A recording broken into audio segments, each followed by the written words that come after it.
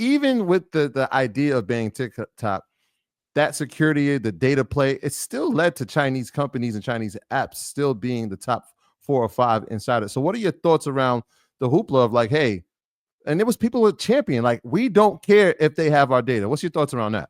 Well, number one, we live in globalism. You know what I mean? Like the borders have now changed. Like children all around the world are connecting with each other. So the younger generation don't just see in nationalism. They don't just see themselves in America, right? They see themselves, number one, in the digital age on the internet, right? To where they interact with all different ethnicity, races, and groups of people. So the globalist mind of the younger generation is different than the nationalist mind of the boomer generation. So for them, they don't care where it comes from as long as they have the ability to be able to use it. You got apps like HiPic.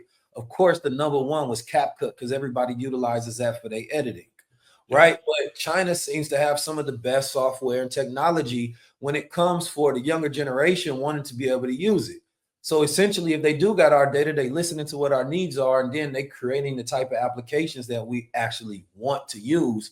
Where a lot of American companies, we see them are slow to innovate, right? The things that we ask them to create, they never create. So China comes in and say, well, hey, this is what our app does. You want something with a better algorithm? You want something more popular? You want something with the best editing features that you can get that infuses AI into it that allow you to be able to create more? They've generated a whole entire ecosystem, and it is the best tool. So I think American companies need to pay attention to that because the younger generation does not have loyalty to American companies. They're going to what's best in class. Ian, can I just ask a follow-up really quickly? Of course, Because go ahead. you brought up CapCut, and interesting, that gets shut down. But then the next day, this company called Meta has an alternative version. We see Zuckerberg at the inauguration. We already know he's pledged allegiance to Trump. How much collusion is happening here in between these two? Allegedly. Allegedly. All of the alleged collusion that can happen is happening. At the highest level you could possibly allegedly collude, they colluded.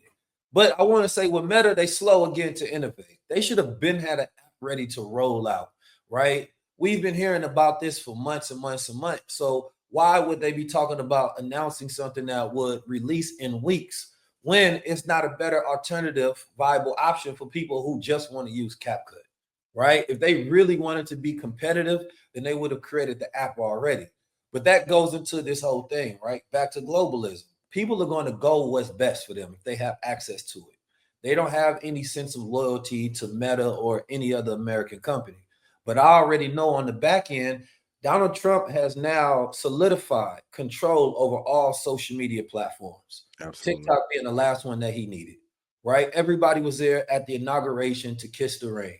And they did. This inauguration raised the most money, something around what they say, 200 million or something like that, more than any other inauguration in history. Everybody has to come and pay their dues.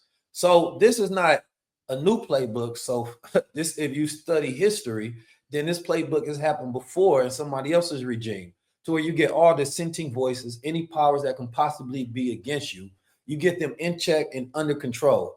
So that's going to completely get out all of this left wing, right, and radical left wing thought process. That's why he directly went for the gender play. And that's why Zuckerberg talking about he want to have corporate masculinity, whatever that means.